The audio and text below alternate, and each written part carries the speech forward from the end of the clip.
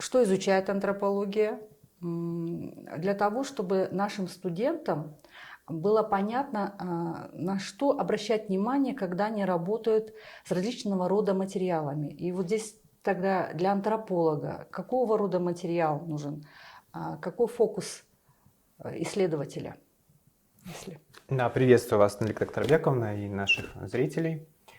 Антропология – наука, как понятно из названия, да, наука о человеке, и антропология занимается исследованием социальной и культурной жизни, потому что человек уже не существует в сфере, он существует всегда в обществе, социальное существо, он имеет культуру, и вот антропология изучает в этом смысле. И существует много разных антропологий: антропология религии, антропология языка, антропология сознания, медицинская антропология, историческая антропология и так далее, и так далее, и так далее.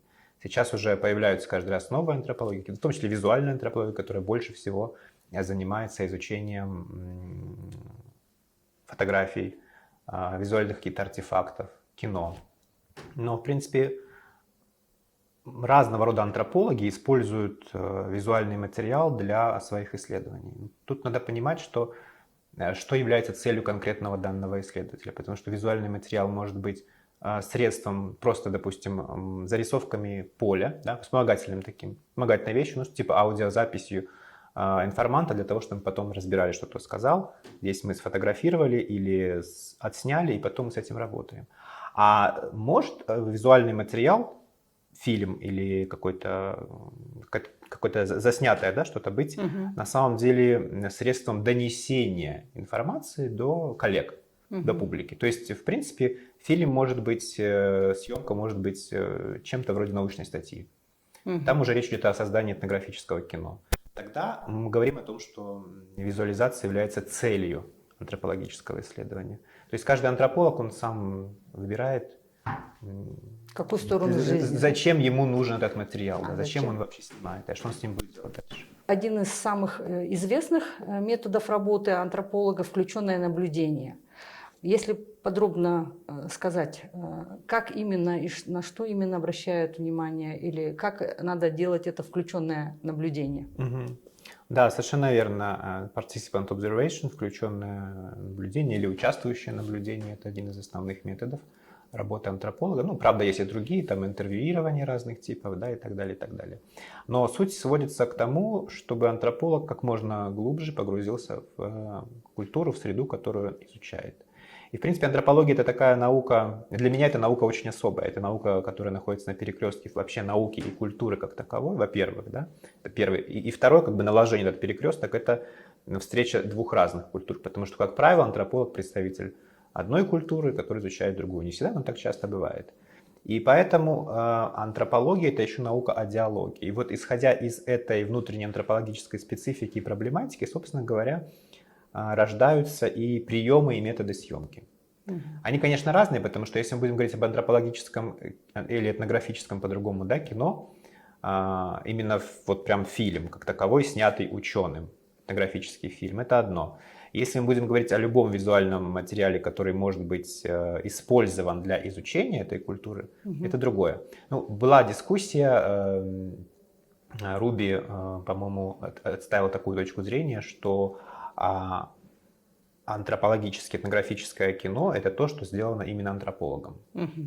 Вот, Карл Хайдер, он говорил о том, что, в принципе, все создано, любое кино создано человеком, да, любая съемка, независимо от того, антрополог он или так далее, и что он снимает. Не обязательно там должны быть люди, можно снимать неодушевленные предметы, или деревья, или людей. Это все равно в каком-то смысле антропологическое кино, ну, в смысле материал антропологический, потому что это взгляд определенного человека. И теперь, когда мы говорим о вот этом взаимодействии, диалоге ученых и сообществ, антрополога и сообщества, в котором он участвует, и попытки донести до своей аудитории, до коллег специфики культуры, да, другого народа или другого сообщества, то мы здесь должны понимать, что речь идет о взаимодействии антрополога и культуры. То есть, да, когда мы будем говорить о видеоматериале, это человек, который держит камеру, ну или который создает это исследование, да, ведет, и людей, которые находятся вокруг. Отсюда встает вопрос, как сделать так, чтобы материал, который снимается, был ближе, что ли, к вот этой антропологической человеческой реальности. Первое, что мы должны сделать, мы должны понять, какова позиция человека с камерой. Он должен вмешиваться или не должен вмешиваться. Он не может себя аннулировать, в принципе, полностью. Нельзя сделать вид, что меня нет. Но так не получится, потому что все равно я держу камеру, я куда-то ее поставил. Да? Я зачем-то слежу, куда-то ее навожу. А вмешиваться в каком смысле? Нельзя навязывать свою точку зрения, заранее приготовленную. Исключается такая привилегированная позиция камеры. Статическая камера обычно не используется антропологами. То есть есть одна точка зрения, его правильная, он ученый, он пришел, он все знает, и вот он сейчас отснимет, и заранее все известно, да, и он расшифрует. Или закадровый текст. Это вообще невозможно в антропологическом фильме. Закадровый текст, закадровый голос, я имею в виду, да, он характерен для документального кино, для кино, которое, ну, как бы такое реалистическое кино, да, реализм в том смысле, что у них есть некий реальный сценарий. Антрополог не должен иметь никакого сценария, он приходит в поле, и там начинается его живое исследование. Поэтому допустимы, конечно, субтитры, и допустимо комментирование в живом режиме, когда комментирование сталкивается с вот этой вот картинкой. Допустим, антрополог, он участвует в этом исследовании, он разговаривает с людьми, он может показываться перед камерой, да, или не показываться, но будет понятно, что к нему обращается человек. Да. То есть говорить о том, что меня здесь нет, и вы делаете как всегда, так тоже не получится. Это не получится, потому что люди в любом случае понимают, что они находятся в ситуации съемки, да. Вот, и они взаимодействуют с каким-то вот человеком, в той или иной степени им известным или неизвестным. Поэтому в каком-то смысле этнографическое кино, или даже не кино, просто материал, который собирает антрополог, это еще материал не только об этой культуре, а о диалоге антрополога с этой культурой. Не нужно бояться появляться в кадре. Не нужно бояться подавать признаки жизни. Нужно просто это делать так, чтобы максимально тактично и в том направлении, чтобы все-таки вскрывать материал, вскрывать живую жизнь вот этого исследуемого сообщества. То есть вот исследуемое сообщество очень должно доверять, безусловно, чтобы вести себя наиболее естественным образом, понимая, что это человек другой культуры, и он пришел их исследовать, и изучать, и собирать материал. Но вместе с тем они должны уже быть абсолютно спокойны в своих проявлениях, в своих каких-то практиках, взаимодействиях, в своей речи. Да, да, это основное вообще... основное требование к полевой работе, вот поэтому антропологи, почему есть понятие об антропологическом годе, этнографическом, да, что год нужно находиться в сообществе, чтобы какое-то серьезное исследование там сделать, диссертационное. Ну, это как бы не обязательно это должен быть год, это может быть и 3 года, а может быть и полгода, в зависимости от того, что это за культура, насколько человек глубоко в нее вошел, а в зависимости от умения человека настроить мосты, да, взаимопонимания, насколько ему будут доверять. Потом есть разные культуры. Некоторые культуры как будто бы созданы для того, чтобы из них делать кино. Разные такие мистерии, да, существуют, ритуалы общественные, которые, в принципе, конгруентны к кинокамере. А есть культуры или ситуации культурные, когда человек будет стремиться уйти от наблюдателя. Есть вещи, которые вообще невозможно снять. Да. Допустим, существуют практики, доступные только посвященным. Да? Потому что если мы рекомендуем или даем задание студентам, да, сделать какие-то антропологические зарисовки визуальными средствами, тогда, конечно, у них нет времени, год, потому что это только семестр занятий. Тогда надо... год это уже для написания монографии, для серьезного исследования, но конечно. Если хотя бы обучить навыкам, да, антропологического наблюдения, то, в принципе, 2,5 месяца в этот предел может быть... Можно за 2,5 месяца какой-то материал, конечно, собрать. Небольшой, хотя бы получить первичные навыки, да? Безусловно. И в этом смысле антропологическое кино очень свободное, в творческом смысле, потому что там может быть все. Там может быть средний план, может быть крупный план. Допустим, нужно какую-то эмоцию, да, подсветить, показать, почему не навести на лицо человека камеры. Мы хотим показать элементы одежды, мы тоже можем делать крупный план. Туда можно вставлять запросто какие-то интервью. Неплохо, если есть шум. В том смысле, что перед камерой могут быть какое-то мельтешение, естественная ситуация, это не сцена, да, хождение туда-сюда, то, что для художественного фильма или там для документальной передачи будет казаться некрасивым, ненужным, а здесь это наоборот, нужно дать свободу вот этим вещам. И камера скорее ручная все-таки. Хотя, конечно, иногда приходится использовать статичную камеру, которая поставлена там на треногу, да, ну, допустим, у меня нет оператора, я поехал в какое-то исследование, и мне нужно чем-то заниматься, Да. Конечно, я ее поставлю, потому что, ну, лучше так, чем никак. Да. Может быть, я не занимаюсь созданием этнографического кино, но мне нужны материалы, которые я буду потом анализировать.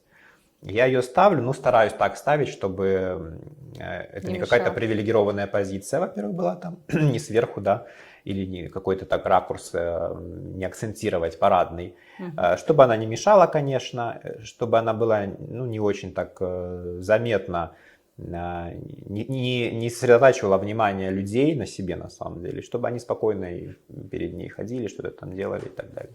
То есть, в принципе, можно, конечно, и статическую камеру использовать, но для антропологического кино, в смысле вот кино как репрезентации уже своего исследования, а не просто запечатление материалов, это не лучший метод. Там все-таки такая камера ручная, как наш взгляд, да, который постоянно, он же динамический взгляд, да. Мы смотрим вниз, вверх, изучаем человека, среду. И вот камера тоже должна быть такая же. И еще сейчас это очень развивается. Может быть, стоит делегировать съемку самим носителям культуры. Есть такое, да, дать камеру человеку, и он пусть снимает, да, что снимет. И он снимет те вещи, на которые он обращает внимание, и так, как их он видит. Да, и это будет очень интересно. И мы потом уже можем изучать, как человек обращает, на что человек обращает внимание. Что антрополога снимет. Это тоже будет исследование, потому что это исследование того, как человек видит, да, ученого пришедшего, там, как он взаимодействует с представителем другой культуры, например. Антрополог, он изучает, получается, сию минуту, данный момент. Историки, они все-таки завершенные события, которые уже остались в прошлом, и поэтому материалы, которые созданы были антропологами предыдущего периода времени, да, а сегодня это материал для антропологов, но это уже материал для историков, потому что это запечатленные для конкретного времени, конкретного пространства картины жизни, которые исследователь, историк, работая с этим, извлекает определенный материал для анализа, но и где-то используя вот этот антропологический подход, метод, выявляя, какие же практики исследователь, в данном случае антрополог, старался запечатлеть, да, или историк может увидеть что-то другое на самом деле в этом же материале, потому что это все, конечно, все зависит от исследовательского вопроса и у историка тоже. Таким же образом и историки работают с фотографиями, фотографии дореволюционного периода, которые сначала были этнографического плана, а потом уже фотографии, которые стали создаваться для сохранения семейной памяти, да, относящейся к личной истории. Но и весь этот все равно многообразный фотографический материал, он тоже содержит много сюжетов для изучения антропологу. Историк, наверное, тоже он должен деконструировать, да, ситуацию. В каком-то смысле он тоже перемещается во времени, старается, по крайней мере, переместиться и попасть в ситуацию здесь и сейчас. Да? Для него она прошлая, безусловно. Но все-таки ему нужно, наверное, понять, почему это снято так, почему здесь поставлен свет так, да, когда это сделано, почему люди выглядят таким образом. Да. Может быть, они выглядели в жизни не так, как они фотографировались. Это же тоже нормальное явление. Мы идем в фотосалон, мы что-то такое парадное надеваем. А если историк это не будет иметь в виду, то может показаться, что все ходили тогда такие красивые. И обязательно он обращает внимание на... И не только контент самой фотографии, но и контекст, когда, при каких обстоятельствах, для чего создана эта фотография, отвечает на эти вопросы, ищет материал об этом. И поэтому важно работать не только с самими визуальными источниками, но и работать с архивными материалами, со воспоминаниями, может быть, людей об этом артефакте фотографическом и так далее. Поэтому есть очень много схожего в работе историка-исследователя и антрополога-исследователя. Но вместе с тем фокус зрения и фокус конечного исследовательского взгляда будет все-таки разный. И это вот нам очень важно донести до наших студентов. Да, будет он разный, потому что все-таки историки, мне так кажется, насколько я это понимаю, Мгм. у них больше вот этого объект-субъектного разделения. У них есть субъект исследующий, у них есть объект — это исторический процесс, да, Да, исторический материал. материал А явления. для антрополога желательно вообще, насколько это возможно, от любого объект-субъектного разделения отойти. Желательно стать частью, насколько это возможно, происходящего, частью человеческой реальности, которую мы запечатлеваем. Но на самом деле и антропологи могут использовать материалы прошлого, снятые другими антропологами или другими историками, или вообще носителями, самими, Да. самими, да, вот, индигенными сообществами там, прошлого или там, не прошлого, хоть Мгм. современности, допустим, там, съемки в Инстаграме и в ТикТоке, это тоже этнографический материал. Да. Мы это тоже можем все изучать, просто понимать, кто это снимал, когда и зачем, каким образом. Так что у нас общее поле, Да. но, может быть, разные позиции, и отсюда такие, может быть, какие-то методы, да, они могут различаться в определенной степени.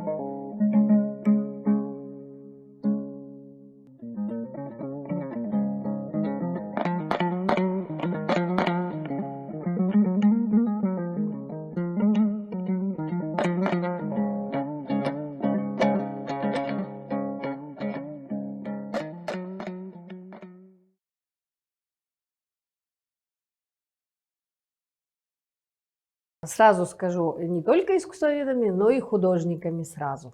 Как мы работаем с визуальным материалом? Да? Ваш главный вопрос. Во-первых, визуальный наш хлеб. Техника чия.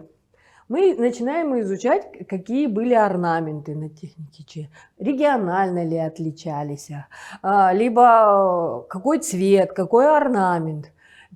Впоследствии, когда, вот, допустим, столько-то этнографических работ отработано, изучено фотографии, даже работы реальных мастеров в полевых исследованиях, все это, когда изучено, зафиксировано, человек начинает придумывать, студент начинает придумывать свою композицию, естественно, под руководством своего учителя.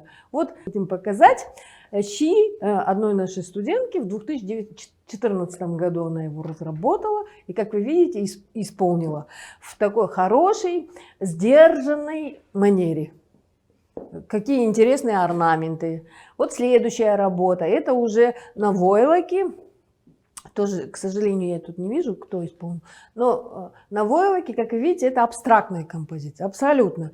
Получается, здесь человек, изучив художников-абстракционистов, перенес их на традиционный материал кочевников. На войлок. Смотрите, как интересно получилось. Правильно? Такая живая, движущаяся композиция. Следующая работа – это гобелен.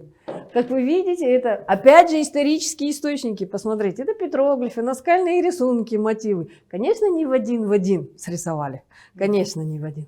Придумали содержание, колесницы, да, горы, те же архары. Вот в таком ключе мы работаем с визуальным материалом. На этом этапе мы изучаем все визуальные, все возможные по теме визуальные, в том числе исторические фотографии. Возможно, даже выезды на эти петроглифы, если это по петроглифам. Если это по мастерам прикладного искусства, мы, естественно, в приоритете выезд в мастерские, интервьюирование мастеров, да, узнавание, в смысле расспрашивание, беседы с ними в таком, что за техника, какая техника, как лучше, допустим, отразить вот эту идею в какой технике. Ваш взгляд, вот, когда вы изучаете, собираете материал, какой фокус, что вас в первую очередь интересует в источнике? В визуальном источнике, вот в фотографиях, допустим, дореволюционного периода. Вот лично для меня, как для исследователя, мне нужно, допустим, на фотографиях, как правило, дореволюционно запечатлены те изделия, которые в наших фондах, к сожалению, уже нет. Те же самые саукиле, очень редко встречаются. Вы сами знаете, они есть в Кунсткамере, они есть в РЭМ, но в казахстанских фондах, и так, чтобы пойти и посмотреть собственными глазами, это достаточно сложно. То есть очень важно, какие образы присутствуют, да? Обязательно. Какой орнамент присутствует, обязательно. Какой цвет, может быть, материал. Да. Ну и цвет, материал, и это все. Как выразил художник, или мастер того времени, с помощью тех или иных средств свою мыслеформу, как отложил.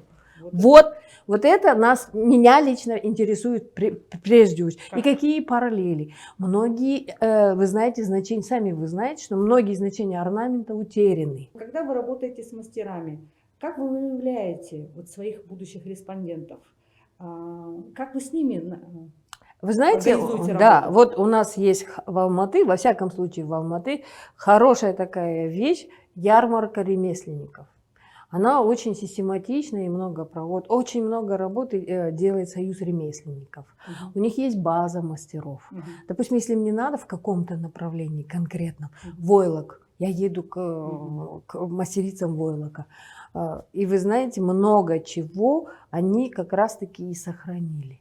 Это какая-то память, творческая память. Возможно, они один и тот же орнамент трактуют по-разному, но это тоже имеет место быть. Мое дело фиксация, а там уже потом ищешь. Да. То есть, когда вы фиксируете, вы делаете видеозапись, да, работы. Обязательно. Вы какие-то моменты важные. Проводите интервью. Обязательно тоже записываю. Записываете обязательно. Интервью. И все фотографии. Возможные артефакты, которые она может представить, он или она, мастер. Да, обязательно. Да? Обязательно. С их объяснениями. Такая работа, которая проводится, да, это получается в рамках проекта, да, исследовательского проекта. И в рамках маленьких и больших проектов, и в рамках нашей какой-то внутрикафедральной работы, вся эта база собирается. Семиотический анализ, какое-то специальное обучение делает или уже зависит от того, кто с каким материалом работает? Все зависит, ну, в любом случае семантику рассматриваем. Да. Я не скажу семиотику, но семантику рассматриваем. Семиотика это все-таки высший пилотаж, и идет, могут чуть-чуть магистранты, ну чуть-чуть, немного докторанты коснуться, но так, чтобы мы же педагогическая специальность, не искусствоведческая, как чистое искусствоведение. Семиотика сама по себе, семиотика искусства в Казахстане только раскрывает свои крылья, можно сказать. Поэтому достаточно сложно на данный момент студентам давать вот такой серьезный материал. Хотя курс семиотика искусства или теория и история казахского орнамента у нас есть для магистрантов. Спасибо.